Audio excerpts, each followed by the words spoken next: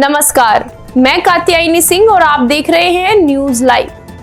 UPPSC परीक्षा को लेकर योगी सरकार का बड़ा प्लान, पेपर लीक पर कसेगा शिकंजा। उत्तर प्रदेश लोक सेवा आयोग की भर्ती परीक्षाओं को पूरी तरह सुरक्षित बनाने के लिए योगी सरकार ने बड़ा कदम उठाया है। नई व्यवस्था के तहत प्रश्न पत्र 4 सेट में तैयार किए जाएंगे, जबकि अभी तक प्रश्न पत्र 3 सेट में तैयार किए जाते थे। ये चारों सेट अलग अलग एक्सपर्ट तैयार करेंगे। इससे प्रश्न पत्रों की गोपनीयता और सुरक्षा बढ़ेगी। इसके अलावा इन प्रश्न पत्रों को अलग अलग रंगों के लिफाफों में खास सिक्योरिटी कोड के साथ परीक्षा केंद्रों पर भेजा जाएगा। इस सिक्योरिटी कोड से पेपर की पहचान लिफाफे को खोले बिना भी की जा सकेगी। वहीं संशोधित नियमों के अनुसार परीक्षा नियंत्रक किसी एक सेट का चयन करेंगे और इसे मुद्रक के पास छपाई के लिए भेजा जाएगा। इसके बाद अगर कोई गड़बड़ी होती है तो मुद्रक को पूरी तरह जिम्मेदार ठहराया जाएगा। देश विदेश में धूमधाम से मनाई जा रही जन्माष्टमी, मथुरा सहित ब्रजमंडल में भव्य आयोजन। देश विदेश में श्री कृष्ण का जन्मोत्सव धूमधाम से मनाया जा रहा है। इस अवसर पर मंदिरों के साथ ही कॉलोनियों और अन्य सार्वजनिक स्थानों पर भगवान श्री कृष्ण की झांकियां सजाई गई हैं। जन्माष्टमी पर कहीं रुई की झांकी बनाई गई है तो कहीं नाव की झांकी सजाई गई है। इस अवसर पर मंदिरों को विशेष रूप से फूलों से सजाया गया है। इसके साथ ही ब्रजमंडल में श्री कृष्ण के जन्म उत्सव को खास बनाने के लिए विशेष आयोजन किए जा रहे हैं। इस बार जन्माष्टमी पर मथुरा और आसपास के क्षेत्रों में विभिन्न मंचों पर 1000 कलाकार कन्हैया की लीलाओं और ब्रज की लोक कलाओं की प्रस्तुतियां दे रहे हैं। वहीं नंदगांव में नवमी को श्री कृष्ण का जन्मोत्सव मनाया जाता है। इस दिन नंद भवन में नंदगांव बरसाना के गोस्वामी जनों की ओर से संयुक्त समाज गायन, दधी कांधो, शंकर लीला, मल्ल युद्ध, बांस बधाई आदि का आयोजन होता है।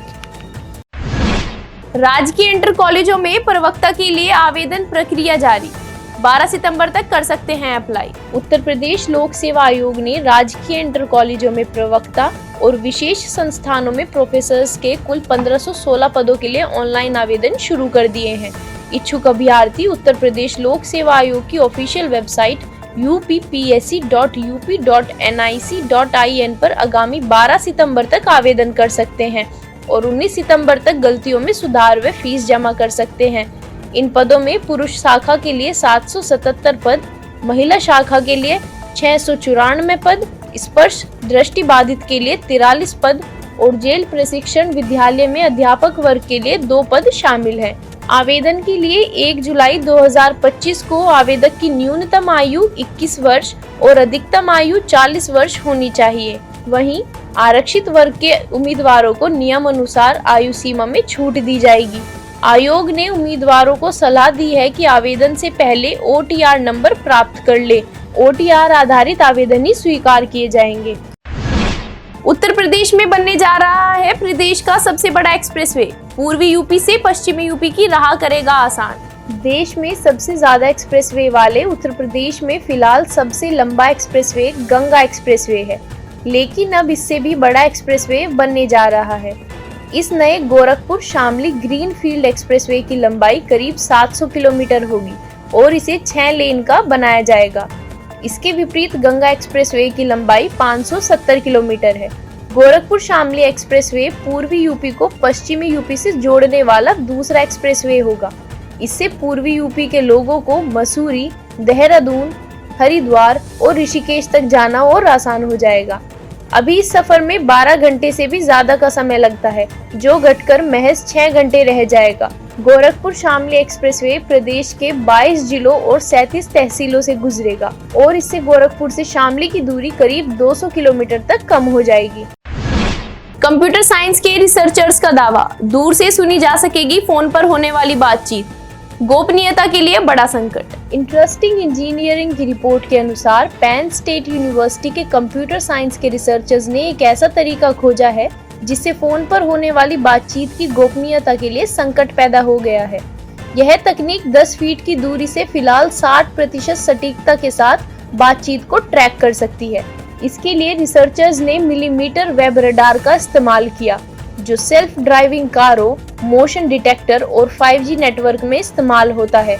यह रडार उन कंपन को पकड़ लेता है जो फोन पर बात करने के दौरान ईयरपीस से निकलने वाली आवाज के कारण होता है। इसके बाद यह एआई की मदद से कंपन को समझकर बातचीत को लिख देता है। इस तकनीक ने प्राइवेसी को लेकर कई सवाल खड़े कर दिए हैं। रिसर्चर सूर्योदय बसाक के अनुसार लिप रीडिंग करने वाले लोग बातों का अंदाज लगा लेते हैं। यह तकनीक भी लगभग उसी तरह काम करती है।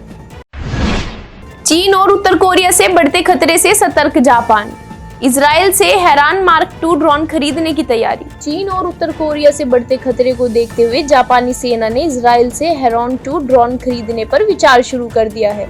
इस ड्रोन का निर्माण इजराइल एरोस्पेस इंडस्ट्रीज ने किया है। इसी ड्रोन ने ऑपरेशन सिंदूर के दौरान पाकिस्तान में जमकर तबाही मचाई थी। हैरान मार्क 2 ड्रोन एक एडवांस और लंबे समय तक हवा में मंडराने वाला ड्रोन है। जापान इस ड्रोन का इस्तेमाल चीन से लगे समुद्री इलाकों और विवादित द्वीपों की निगरानी के लिए कर सकता है। जेरूसलम पोस्ट की रिपोर्ट के अनुसार हाल ही में जापानी हवाई अड्डे पर हैरान 2 ड्रोन को देखा गया है। इसे जापान में किसी इजरायली वेपन सिस्टम का पहला मामला बताया जा रहा है। दरअसल जापान को चीन और उत्तर कोरिया से खतरा नजर आ रहा है। इसी के चलते जापान ने पिछले साल अपने रक्षा बजट में रिकॉर्ड बढ़ोतरी की थी और सैन्य क्षमता बढ़ाने के लिए अमेरिका से भी भारी मात्रा में हथियारों की खरीद का ऐलान किया था। देश की नंबर 1 एनिमेटेड फिल्म बनी महाअवतार नरसिम्हा, द लायन किंग को छोड़ा पीछे। पौराणिक कथा पर आधारित एनिमेटेड फिल्म महाअवतार नरसिम्हा रिलीज के बाद से ही बॉक्स ऑफिस पर धमाल मचा रही है। इसके साथ ही ये फिल्म आए दिन कोई न कोई रिकॉर्ड अपने नाम कर रही है। महाअवतार नरसिम्हा शानदार बॉक्स ऑफिस कलेक्शन के साथ हॉलीवुड की animated film The Lion King को पीछे छोड़कर भारत में सबसे ज्यादा कलेक्शन करने वाली एनिमेटेड फिल्म बन गई है। एक रिपोर्ट के अनुसार अश्विन कुमार की इस फिल्म ने बॉक्स ऑफिस पर करीब 200 करोड़ का कलेक्शन कर लिया है। इसके साथ ही वर्ल्ड वाइड कलेक्शन 200 करोड़ रुपए के पार हो गया है। महाअवतार नरसिम्हा बीते 25 जुलाई को सिनेमा घरों में रिलीज हुई थी और दर्शकों में अभी भी इसका क्रेज कम नहीं हुआ है। आज के लिए बस इतना ही। कल फिर मिलेंगे आपसे देश और दुनिया की नई जानकारियों के साथ। तब तक के लिए देखते रहिए और सब्सक्राइब करिए IIMT मीडिया।